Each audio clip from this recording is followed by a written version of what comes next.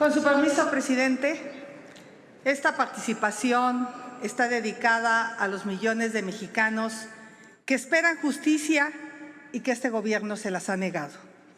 Sea usted bienvenida, secretaria Luisa María Alcalde. En 2018, ustedes ganaron la esperanza de millones de mexicanos. 5 años después, se convirtieron en el fracaso y la gran desilusión. Que les quede claro, la esperanza ya cambió de manos, hoy está con nosotros. Gobiernan un país de víctimas y no quieren aceptarlo. Si quiere, podemos hablar de la inseguridad que sufren todos los mexicanos, de la violencia que se apoderó de nuestras comunidades o el dolor de las madres buscadoras. También podríamos hablar de la grave crisis migratoria y de las evidentes violaciones a los derechos humanos, del éxodo y el sufrimiento de miles de migrantes que recorren el país. ¿Cómo pueden llamarles hermanos y negarles sus más elementales derechos? Eso se llama hipocresía. Por cierto, amanecimos con la noticia de 2 migrantes guatemaltecos muertos en Ciudad Juárez, al parecer por 4 militares. Si quiere, también podemos hablar de lo que han hecho con las instituciones del país. No les gusta la autonomía y el profesionalismo. Prefieren el incondicional servilismo. Quieren un legislativo obediente y ahora intentan ir por un poder judicial debilitado y sin recursos para que ustedes puedan cometer ilegalidades sin freno. Han reducido nuestros derechos y libertades. Hay zonas enteras del país donde no hay orden ni ley, donde es el crimen organizado quien gobierna y manda. Víctimas hay millones por todo el país y lo peor es que no encuentran justicia. Y sobre ello quiero hablarle, cuestionarle y proponerle. Muchos de los problemas que tenemos se deben a la impunidad, a la mala procuración de la justicia local y federal. ¿Por qué sigue la inseguridad y la violencia? Porque quienes cometen los delitos siguen libres. ¿Por qué continúa la corrupción? Porque los corruptos, en lugar de estar tras las rejas, están trabajando con su gobierno, como es el caso de Ignacio Valle. ¿Por qué las víctimas no encuentran consuelo? Porque sufren la impunidad y la no reparación de daños y la falta de justicia. No habrá justicia con fiscalías que intentan ocultar feminicidios y que no escuchan ni atienden las denuncias de las víctimas. En esta tribuna del Senado, ustedes se rasgaban las vestiduras al grito de no a la fiscalía carnal y por una fiscalía que sirva. Hoy gritan lo contrario. Valdría la pena que escuche a sus compañeros cuando eran senadores. Encontrará las palabras y los argumentos para que Ernestina Godoy no sea reelecta como fiscal de la Ciudad de México. Zoe Robledo le pedirá que no haya ni fiscal carnal ni fiscal militante.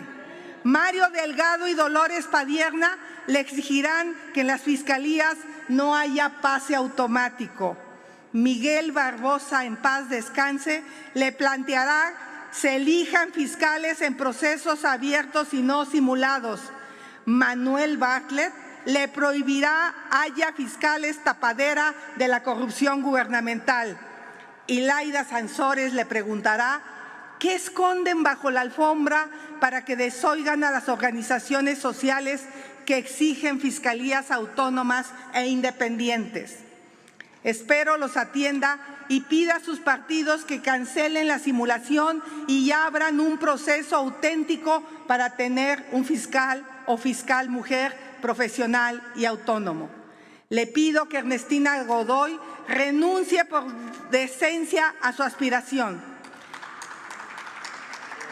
Quizá a ustedes se les olvidó su pésimo trabajo a las víctimas de la línea 12 y de miles de casos, mas no a las víctimas. Usted me responderá en unos minutos y tiene 2 opciones. Si acepta lo que le digo y quiere hacer bien su trabajo, cuente con los legisladores del Frente Amplio por México. Pero seguro me dirá que esto no es un asunto de su competencia. Y si esa llega a ser su respuesta, desde ahora le digo que me apena no entienda sus funciones y por ello le vuelvo a recomendar que lea el artículo 27 de la Ley de la Administración Pública Federal. Verá que sí es su obligación, como así lo refirió el senador Dante Delgado, todo lo relacionado a la política interior, al fortalecimiento de las instituciones, a la relación con otros poderes y órdenes de gobierno, a los acuerdos políticos y a la gobernabilidad. Usted decida si quiere dar resultados o pretextos. Muchas gracias.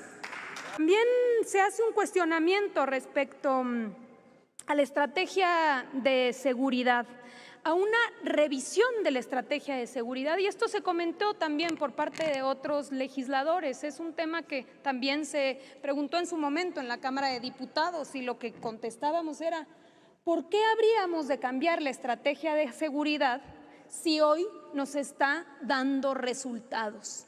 ¿Quién cambiaría la estrategia de seguridad si en 5 años hemos bajado 24% la incidencia delictiva, 80% los secuestros en nuestro país? Hoy, por fin, después de que había una tendencia a la alza en los últimos 3 años de la administración de Enrique Peña Nieto, y esos son datos del secretariado y del propio INEGI, había una tendencia de los últimos 3 años a la alza.